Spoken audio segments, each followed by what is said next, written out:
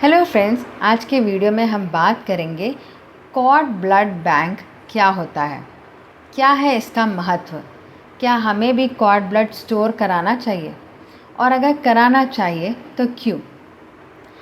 Video को मैं आगे बढ़ाऊं उसके पहले मैं आपसे रिक्वेस्ट करना चाहूँगी कि अगर आपने मेरे चैनल को सब्सक्राइब नहीं किया है तो प्लीज़ मेरे चैनल को सब्सक्राइब कीजिए ताकि मैं कोई भी हेल्थ रिलेटेड टॉपिक के बारे में वीडियोस डालूं तो उसकी इन्फॉर्मेशन सबसे पहले आप तक पहुंच सके।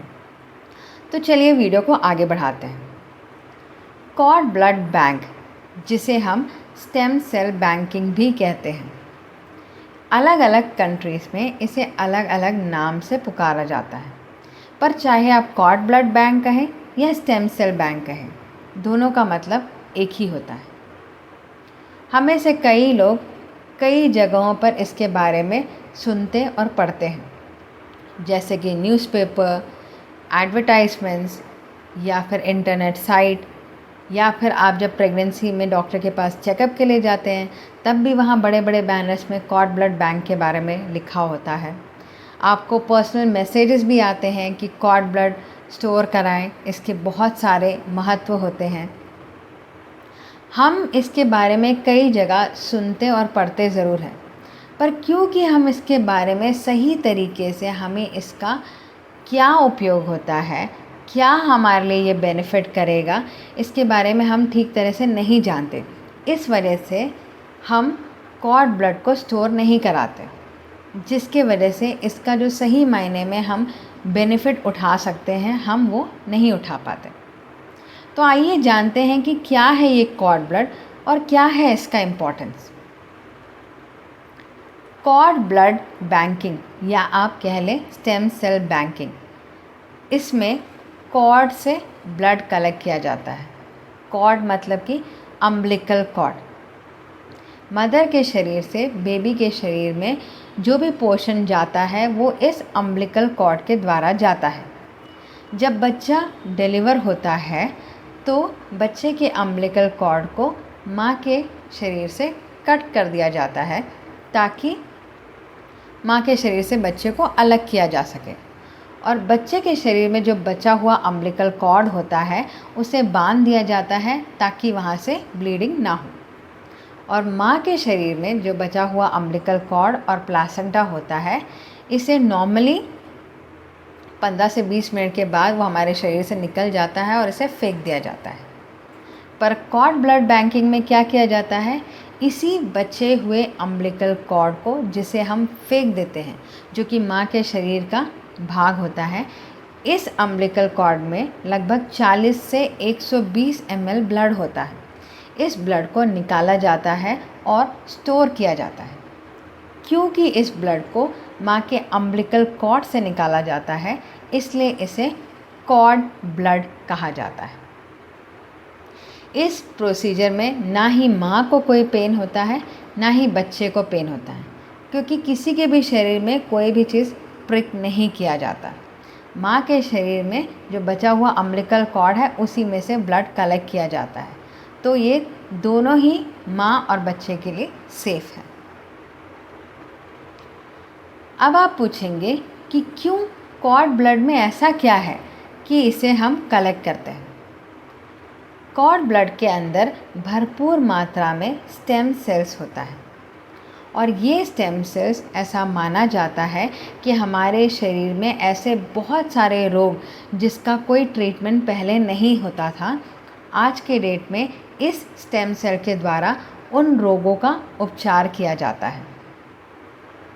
ये स्टेम सेल्स के अंदर ऐसा तत्व होता है जो हमारे शरीर में जो भी कोशिकाएं जो मर चुकी होती हैं या जो डैमेज हो चुकी होती हैं, ये स्टेम सेल्स को अगर वहाँ पर ट्रांसप्लांट किया जाए तो ये कोशिका वहाँ पर नए कोशिकाओं को जन्म देगा, जिसके वजह से आपके शरीर का जो डैमेज पार्ट है वो फिर से काम करने लगेगा और आपको जो रोग हुआ है उसका उपचार हो पाएगा। ये स्टेम सेल का कॉन्सेप्ट आया कहाँ से? 1990s में डॉक्टर्स ये मानते थे कि अम्बिलिकल कॉर्ड और प्लासेंटा, जो कि माँ के डिलीवरी के बाद जो बचा हुआ अंश होता है, इसे फेंक देना चाहिए। पर धीरे धीरे रिसर्चेस में ये पाया गया कि इस अम्बिलिकल कॉर्ड को जो फेंक दिया जाता था, इसमें भरपूर मात्रा में स्टेम सेल्स होता है, जिसे आगे चल के बहुत सारे रोगों के उपचार के लिए यूज़ किया जा सकता है। तो इसलिए स्टेम सेल बैंकिंग का कॉन्सेप्ट आया, जहाँ पर इसे स्टोर करने की शुरुआत की गई और इसे बहुत सारे रोगों के उपचार के लिए यूज़ करना शुरू किया गया। पहले क्या होता था, जब इस अम्बिलिकल कॉर्ड के बारे में नहीं पता था, तब बोन मैरो, हमारे हड्डी के अंदर जो सॉफ्ट टिश्यूज़ होते हैं, उसमें ये स्टेम सेल पाए जाते हैं। वहाँ से इन स्टेम सेल्स को निकाला जाता था और उसे रोगों के इलाज के लिए यूज़ किया जाता था। पर ये प्रोसीजर बहुत ही पेनफुल होता है, जिसमें एक नीडल आपके हड्डी में घुसाई जाती है, जिससे आपको बहुत दर्द होता है। ये एक ऑपरेशन के समान होता है, जिसमें आपको एनेस्थीसिया दिया जाता है और उसके बाद ये नीडल आपके शरीर में डालकर उसमें से बोन मैरो निकाला जाता है। तब रिसर्चर्स ने इस बारे में सोचा कि ये वाला प्रोसीजर जिससे हम स्टेम सेल हड्डी से निकालते हैं, उसमें तो बहुत ज़्यादा पेन होता है। तो क्या ऐसा कोई प्रोसीजर है जिसमें हमें अच्छे क्वालिटी का स्टेम सेल भी मिल जाए और जिसमें पेशेंट्स को ज़्यादा पेन भी ना हो? तब उन्हें ये अम्बिलिकल कॉर्ड ब्लड के बारे में पता चला और उन्होंने ये पाया कि अम्बिलिकल कॉर्ड में भरपूर मात्रा में स्टेम सेल्स होता है, जिसकी क्वालिटी बहुत ही अच्छी होती है। और अगर हमने ये स्टेम सेल्स यूज़ किया तो आप जिस भी रोग का इलाज कर रहे हैं उसमें हमें मैक्सिमम बेनिफिट मिलने के चांसेस हैं। और ये मैक्सिमम चांसेस है कि आपकी जो बीमारी है उसमें सही तरीके से ठीक हो जाए। जो बोन मैरो से हम स्टेम सेल निकालते थे, ऐसा माना जाता है कि उसकी जो क्वालिटी होती है वो उतनी अच्छी नहीं होती। क्यों?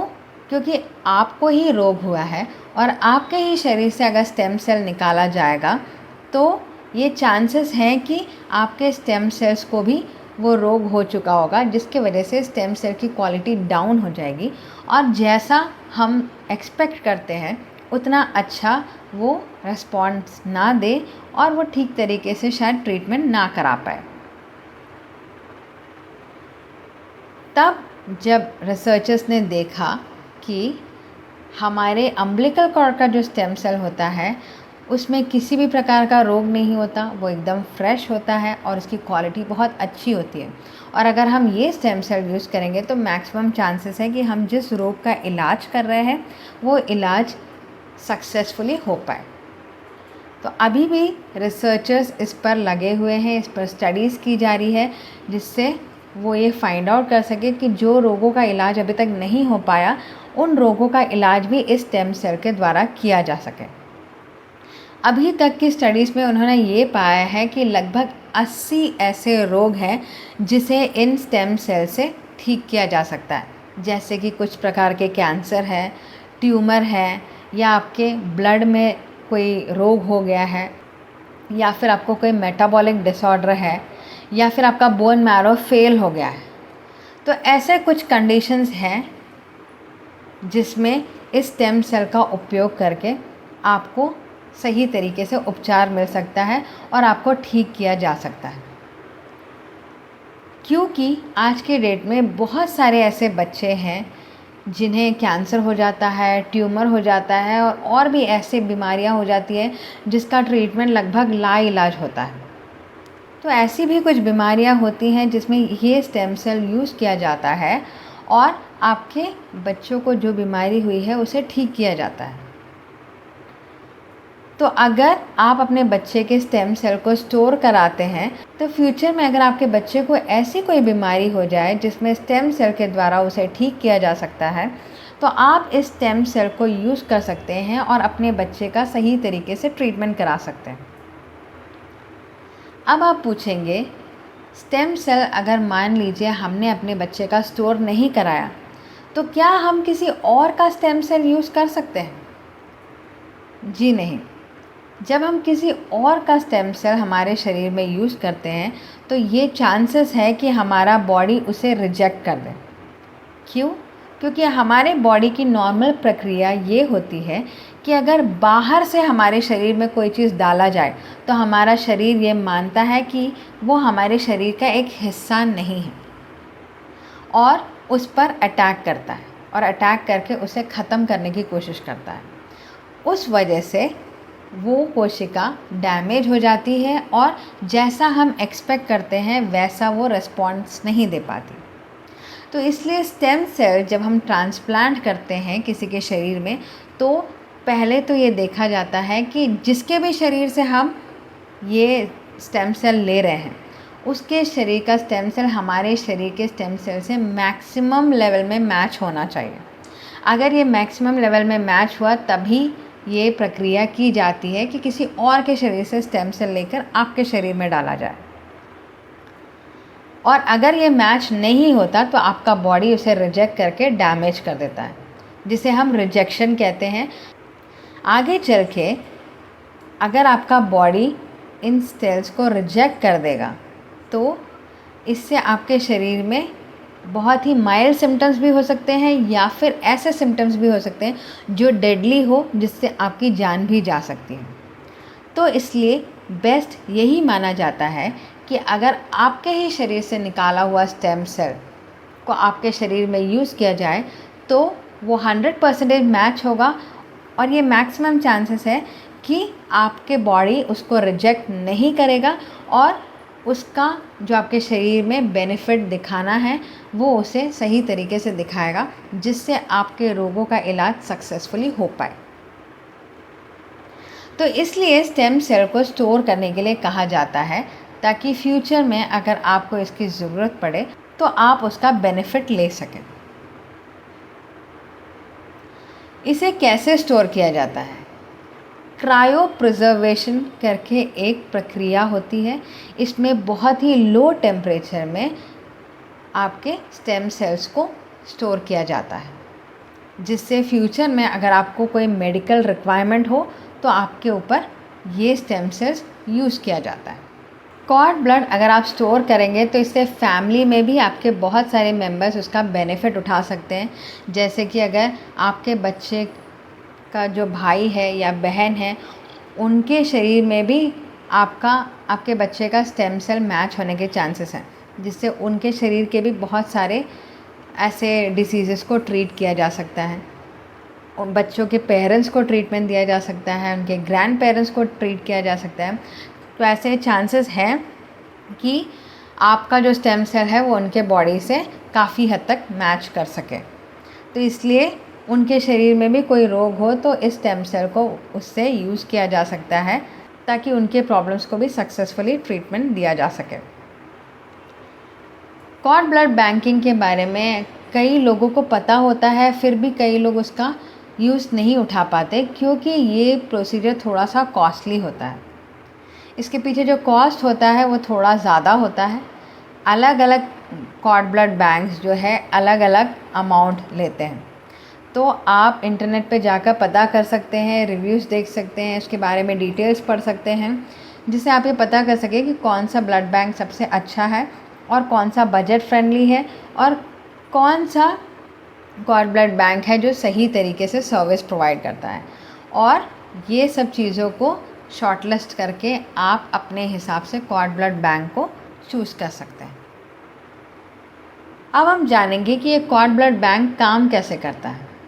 इसमें जैसे कि मैंने आपसे बताया, एक बार जब आप कॉर्ड ब्लड बैंक सेलेक्ट कर लेंगे तो उसके बाद वो आपको एक किट प्रोवाइड करेंगे और ये किट जब आप डिलीवरी जहाँ भी करा रहे हैं वहाँ के डॉक्टर को दे दें और फिर इस किट का यूज़ करके वो कॉर्ड ब्लड को कलेक्ट करके उस एजेंट को दे देंगे और फिर वो एजेंट जाकर इसमें मदर का ब्लड और बच्चे का ब्लड दोनों टेस्ट करके देखेगा और उसके बाद इस कॉर्ड ब्लड में से रेड ब्लड सेल को अलग किया जाएगा और स्टेम सेल्स को अलग किया जाएगा।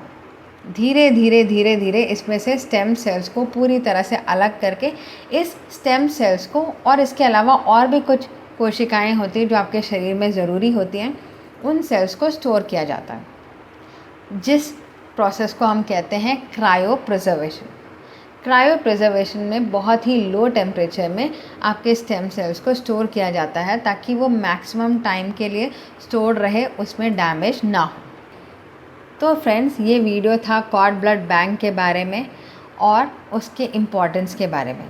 तो अगर आपके बजट में है और आपको इसका इम्पोर्टेंस समझ में आ गया होगा तो प्लीज़ कॉर्ड ब्लड को स्टोर कराएं, जिससे आपको या आपके बच्चे को कभी फ्यूचर में कोई रिक्वायरमेंट हो तो उस पर्पस के लिए इसे यूज़ किया जा सके और आपके फैमिली का इससे ट्रीटमेंट सही तरीके से किया जा सके।